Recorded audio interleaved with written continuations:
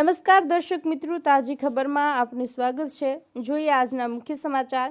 આસ્થા તમારી વ્યવસ્થા અમારીના મંત્ર સાથે અંબાજી ભાદરવી પૂનમ મહામેળામાં સ્વચ્છતા સૌ કોઈને આંખે ઉગીને વળગી એવી છે।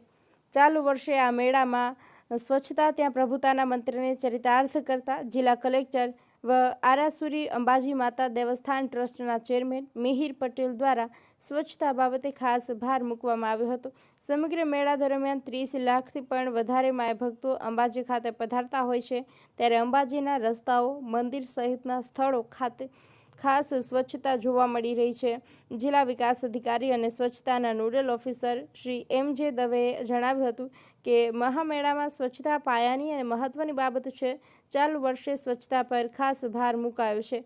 આ માટે અંબાજી મંદિર, ગબ્બર અને આજુબાજુના વિસ્તારમાં યોગ્ય સફાઈ થાય અને મોનિટરિંગ માટે 5 ઝોનમાં કામગીરી થઈ રહી છે। 1500 જેટલા સફાઈ કર્મીઓ સ્વચ્છતા ઝુંબેશમાં કામગીરી કરી રહ્યા છે।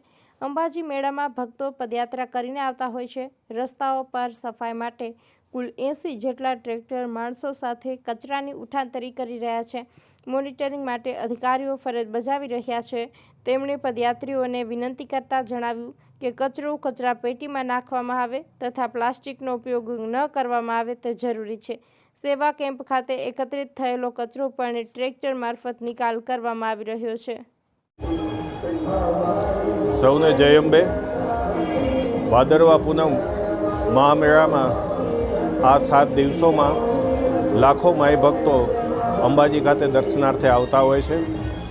સ્વાભાવિક રીતે જ્યારે આટલી મોટી સંખ્યામાં ભાવિક ભક્તો આવતા હોય ત્યારે સફાઈ પણ ખૂબ પાયાની અને મહત્ત્વની વસ્તુ બની રહે છે અને સફાઈની બાબત તે પૂરતી ગંભીરતા રાખી રાજ્ય સરકાર, યાત્રાધામ વિકાસ બોર્ડ અને જિલ્લા વહીવટીતંત્રએ પૂરતી તકેદારી રાખી છે। એની થોડી વાત કરું તો અંબાજી અને ગબ્બર જે વિસ્તાર છે એનું યોગ્ય રીતે મોનિટરિંગ થઈ શકે, યોગ્ય રીતે સફાઈ થઈ શકે એ માટે એને 5 જુદા જુદા ઝોનમાં વિતરિત કરવામાં આવેલ છે અને લગભગ 1400થી વધારે, લગભગ 1450 જેટલા સફાઈ કર્મીઓ આ માટે કામ ઉપર લાગેલા છે।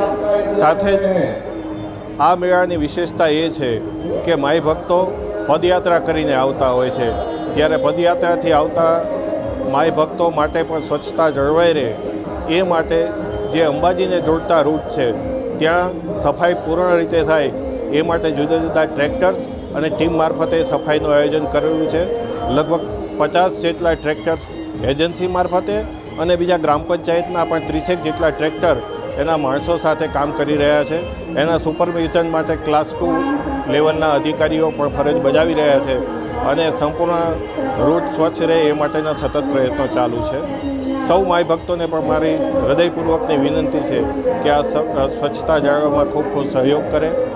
ખાસ કરી પ્લાસ્ટિકનો ઉપયોગ શક્ય હોય તેટલો અટકાવીએ અને જ્યારે ઘણીવાર સેવા માટે, સેવાની ભાવનાથી જ્યારે કોઈ કેમ્પમાં આવતા હોય છે ત્યારે એવી વસ્તુ વિતરિત ઓછી કરીએ કે જેનાથી કચરો વધારે થાય આખા રોડ ઉપર, અને એ જો એ પ્રકારનું વિતરણ કરવાનું હોય તો આપણે પોતે જ એવી વ્યવસ્થા રાખીએ કે ત્યાંમાં એ કલેક્ટ થઈ શકે। સેવા કેમ્પના જે કચરા વગેરે સોલિડ વેસ્ટ છે એ કલેક્ટ કરવા માટે પણ અમે ટ્રેક્ટરને સૂચના આપી છે એટલે ટ્રેક્ટર મારફતે એ કચરો કલેક્ટ થશે। ફરી એકવાર સૌને ભાદરવી પૂનમની ખૂબ ખૂબ શુભેચ્છાઓ। જય અંબે।